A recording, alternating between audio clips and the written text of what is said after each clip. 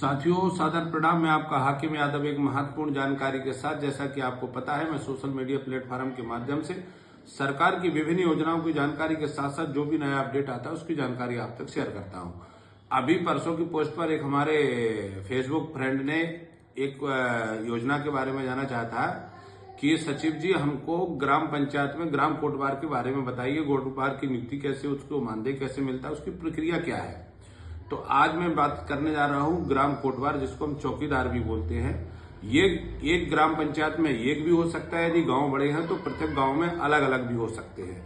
ये जब भी आवश्यकता होती है तो श्रीमान तहसीलदार महोदय द्वारा ग्राम पंचायत को एक पत्र दिया जाता है कि आपके ग्राम में एक कोटवार की आवश्यकता है, उसका रिक्त पद है, उसमें आप उसको कोटवार के चयन की प्रक्रिया पूरी करें।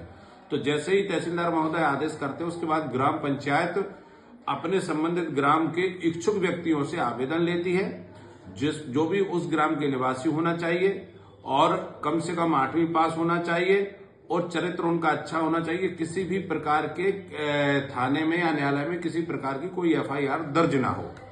जब ऐसे व्यक्तियों का आवेदन होता है तो ग्राम पंचायत प्रस्ताव डाल करके पूरी कार्रवाई करके श्रीमान तहसीलदार महोदय के सामने को प्रस्तुत कर देती है। तो इसमें नियुक्ति आदेश करने का अधिकार तहसीलदार महोदय को है, साथ में नायब तहसीलदार महोदय भी इसकी नियुक्ति कर सकते हैं। अब इस पे नियम जो है वो है भू राजस्व संहिता 1959 की 230 धारा के अंतर्गत ये सब प्रक्रियाएं होती हैं। अब जो ग्राम पंचायत को जो ग्राम कोटवारों के पास यदि 20 बीघा जमीन है तो उनको 800 रुपया मानदेय मिलता है। यदि 10 बीघा जमीन है तो उनको 1000 रुपया मानदेय मिलता है और यदि 5 बीघा जमीन है तो उनको 1500 रुपया मानदेय मिलता है। यदि किसी कोटवार के पास, चौकीदार के पास यदि जमीन नहीं है तो उसको 8000 रुपया मानदेय मिलता है, साथ में 500 रुपया एक विशेष भत्ता दिया जाता है। समय समय पर शासन के द्वारा जो भी इनको वर्दी, मोबाइल, इस प्रकार की जो भी सुविधाएं चलती हैं वो इनको भी प्रॉपर मिलते हैं।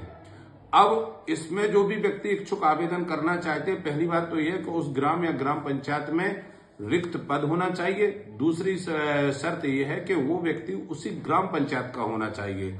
तीसरी शर्त यह है कि वो व्यक्ति चरित्र से अच्छा होना चाहिए, किसी प्रकार की भी FIR या कोई आपराधिक प्रकरणों में वो शामिल ना हो। यदि हमारी जानकारी आपको अच्छी लगी हो तो इसको शेयर करें, कमेंट करें। जो भी सज्जन ने इनकी जानकारी हमसे मांगी थी उनके लिए जानकारी प्रस्तुत है। बहुत बहुत धन्यवाद।